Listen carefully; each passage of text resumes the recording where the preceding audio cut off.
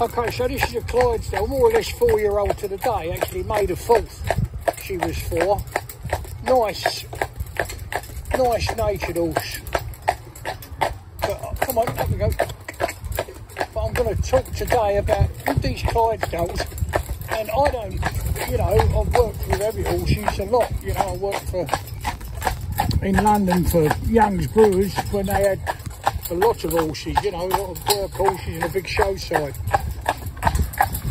But they always say with these Clydesdales that they want their oxes very close together. They say, and I'm no expert on this, so I stand to be corrected.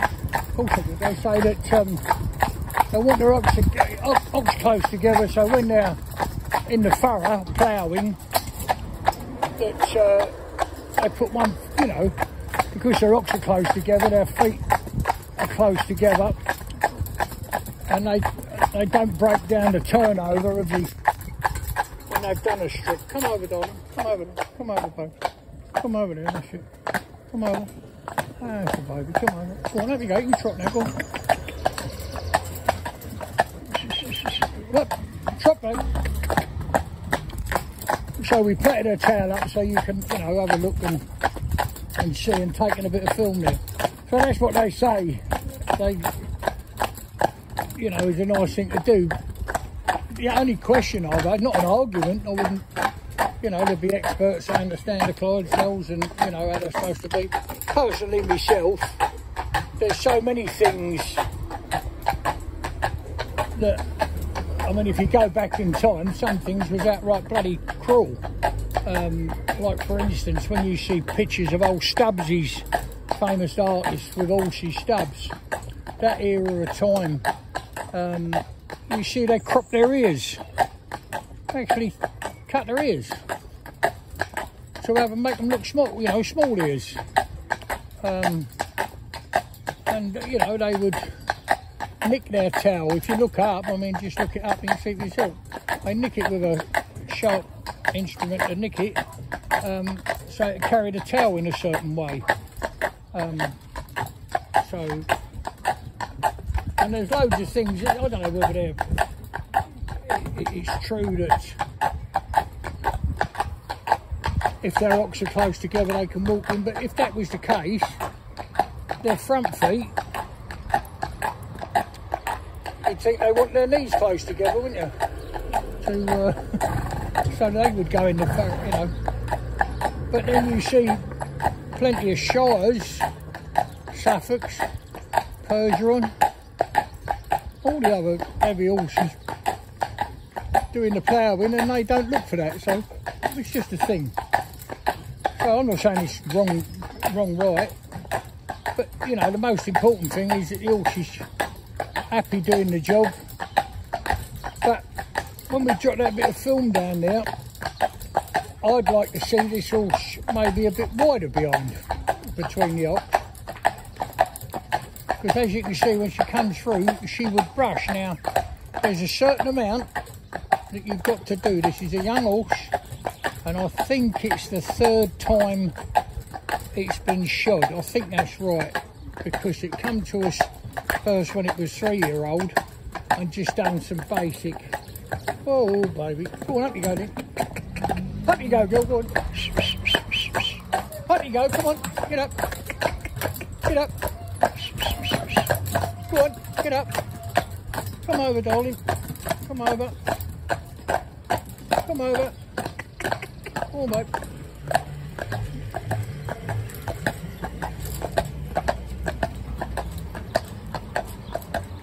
Go on. Come on, baby. So you'd wonder, you know, but like we teach horses when they're in the cart to turn round tight, which involves them crossing over their front feet, you know, actually crossing them over, so that they sort of keep their back feet still, and they turn round on that because they've turn around like round on a circle, and in a very small space, you know. I'll show you in a minute when we get a suitable bit of road. Come on, baby. Come on, my darling.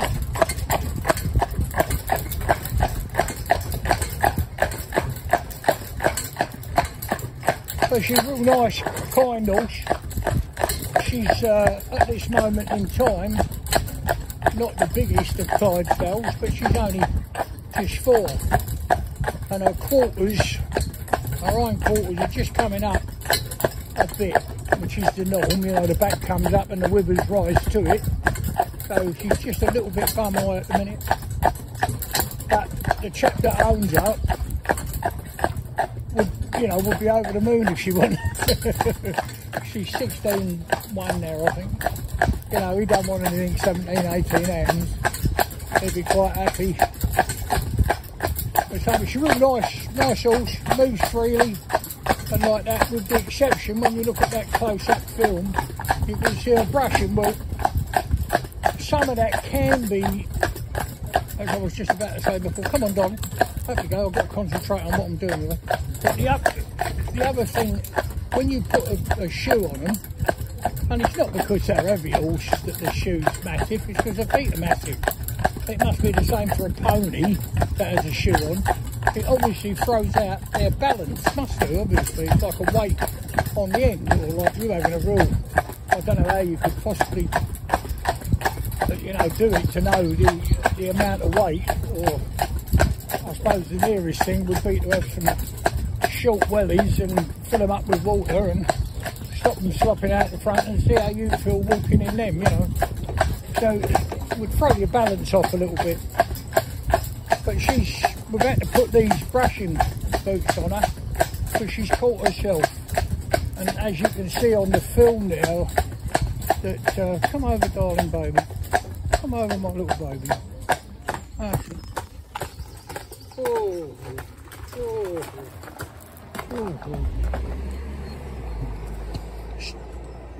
Yeah, I really like this. Well, I like them all, I suppose. Someone else said that to me on, you always say you like them. I do like them, because each one of them is their own character and their own way and everything. Stand still, darling. Oh, stand still. So we had her when she first come over. We only had her for a couple of weeks, or 3 weeks, I don't know wherever it was.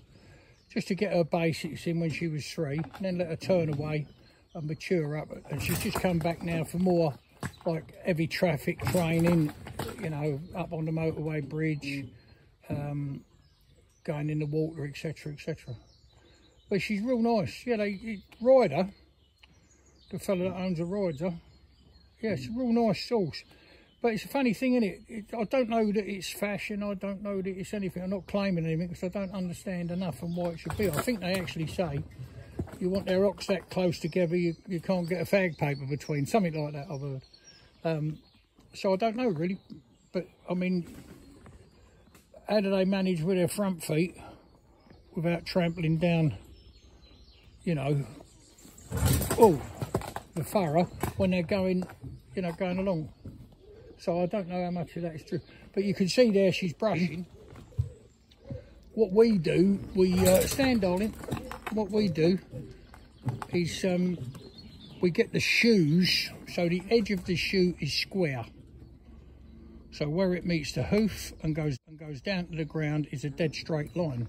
So what we do is we have that rolled off. So if you imagine looking at a donut, you know, the one with a hole in the middle, that type of thing, how round and curved it is, that's how we roll the shoes off if we get horse that brushes. So the next time they come, and these are a brand new pair of boots, just gone on, and you see in a minute, so she's already wrecked them.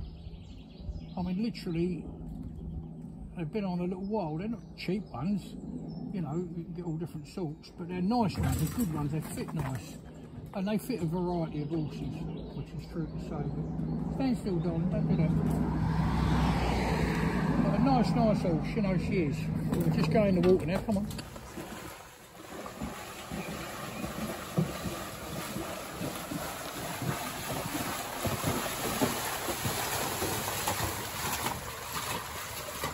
So, when you shoe horse, you know, we could weigh her the shoe for you and see what what it actually weighs, because they are made thicker and wider than a standard shoe.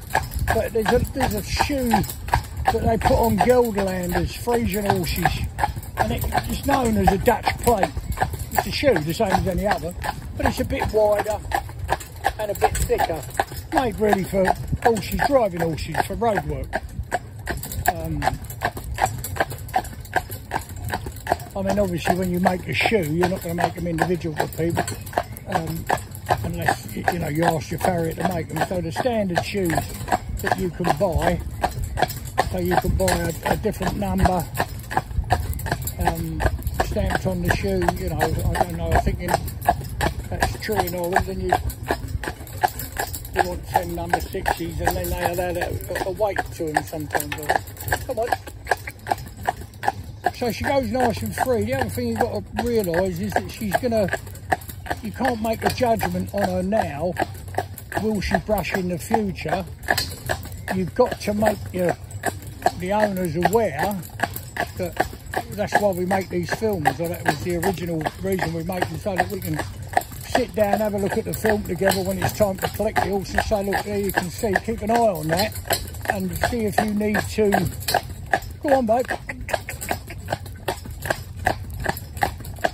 See if you need to put brushing boots on or not. The trouble is with brushing boots is you take them off and then you find out you shouldn't have took them off. They're still brushing. So the wonderful thing about these cameras is we can see how much they brush, and what we do when we think there are 3 of them and they've built their extra muscle lifting these shoes, because obviously they can feel the weight of them on their feet, so you can't make a true judgment of how they go until they've, with their muscles compensated to accommodate the fact of the weight of the horses, the shoe itself. So you can't make any judgments now and say, some people would, I've heard it before, oh, what she wanted. No good. Also, years ago, when horses was the main mode of transport. Come on, baby. Come on, girl. Up, trot. Well, the main mode of transport, there was a lot more things that you could buy off the shelf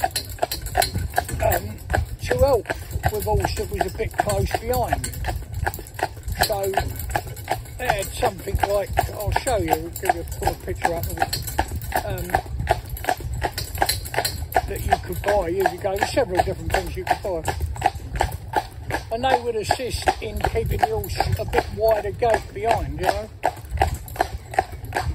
So you had a piece of rubber stuck out like that was strapped to the horse's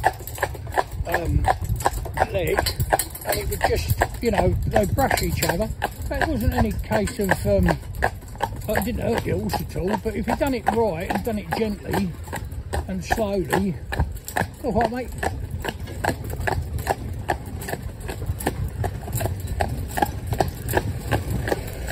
Come on. Come on, darling. Good girl. So there were several things you could do, but what we do, we take off the brushing boot. We get some nice, there's some special cotton wool. Basically it's cotton wool, but it's a bit, maybe a bit stiffer than standard cotton wool. It comes in a roll. We put that round and we put a bandage on. So we're making it as thin as we can against the horse's actual joint, or leg, if you like, or any part of the leg below the hock.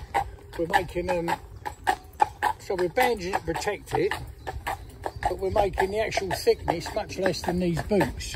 So these boots are probably about 1/2 inch, which is good because it sort of teaches them to keep them apart, not hurt themselves in the process. They're about, I don't know what they are, 20 quid a pair, something like that, maybe a bit more. But that's far better than to damage these boots than it is to damage themselves. If they go and get a knock, get a bad knock, or they could be just turning at the time, or especially with these young horses, something could just startle them and they catch themselves bad. you can have a problem, obviously, because if, you know, come on, good girl. There's always a possibility of infection getting in. You know, it's down low, the shoe that's done it's not, obviously not sterilised clean. If you come over, babe, like that. Come on, very good girl.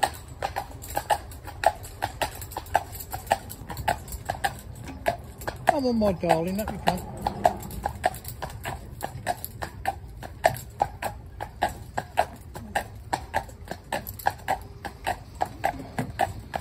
Now, this is as far as we're going today, but I'm going to pull in here, and if we put our camera on the stick again, we'll show you how we turn and our front feet crossing over.